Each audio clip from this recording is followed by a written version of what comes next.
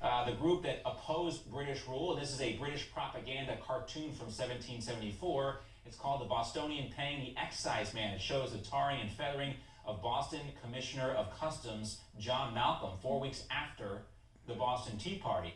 The men also poured scalding hot tea down Malcolm's throat. They did this at other places too. You can see the noose hanging on the Liberty Tree and the Stamp Act upside down. There was also the Whiskey Rebellion some years later. On September 11, 1791, a recently appointed tax collector named Robert Johnson was tarred and feathered by a disguised gang in western Pennsylvania. Because of these and other violent attacks, that tax went uncollected for 2 years. The attackers modeled their actions on the protesters during the American Revolution. Now, President Trump has finally called for the nation to heal, and he denounced all the violence of that mob this week. Take a listen. Those who engaged in the acts of violence and destruction, you do not represent our country. And to those who broke the law, you will pay. We have just been through an intense election and emotions are high, but now tempers must be cooled and calm restored. But that was not the position held by all of the president's supporters before the rally, including Rush Limbaugh. There's a lot of people calling for the end of violence. There's a lot of conservatives, social media, who say that any violence or aggression at all is unacceptable, regardless of the circumstances.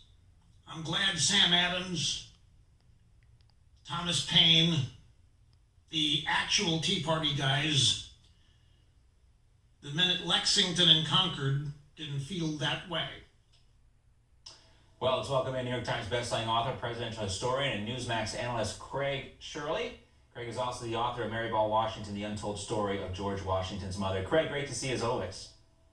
Good to see you, John. By the way, Rush Limbaugh, Thomas Paine never saw any harm or any harm befall him, so Rush Limbaugh is wrong on that one. Right. Other than that, he was arrested, right, in Paris, I think, well after the Revolutionary War? Well, during the French Revolution. French not Revolution, during the right. American Okay. Revolution. So, but let's talk about this, because a lot of people say the violence is justified. The president clearly does not say that. But what are the people missing here when they're talking about revolution? Because certainly this wasn't it. Well, I suppose it's in the eye of the beholder. The American Revolution was justified.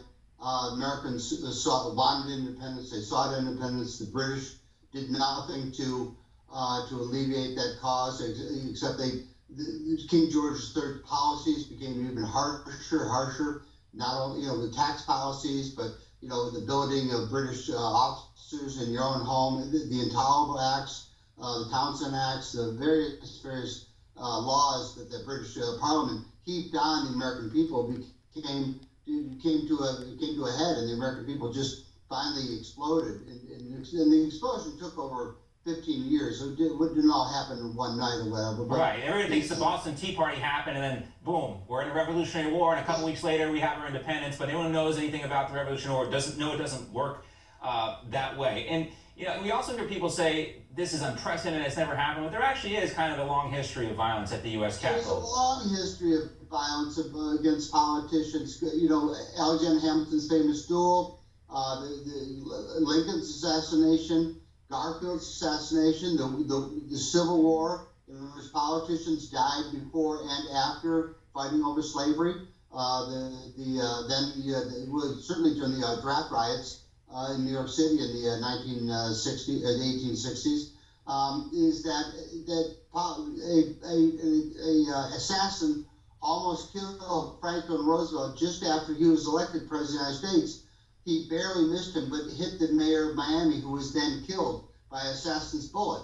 Puerto Rican nationals, after Harry Truman became president, shot up Blair House, where he was staying at the time, and he and his wife and daughter. The important thing, though, is we've always overcome the passions in this country to get back to the business of the day, and that, to me, is really what makes the United States an exceptional country. Is that sooner or later the passions get put to bed. Craig, as always, we could talk about this all day, but we got commercials we got to run right now. We appreciate your time as always, and we'll see you again soon.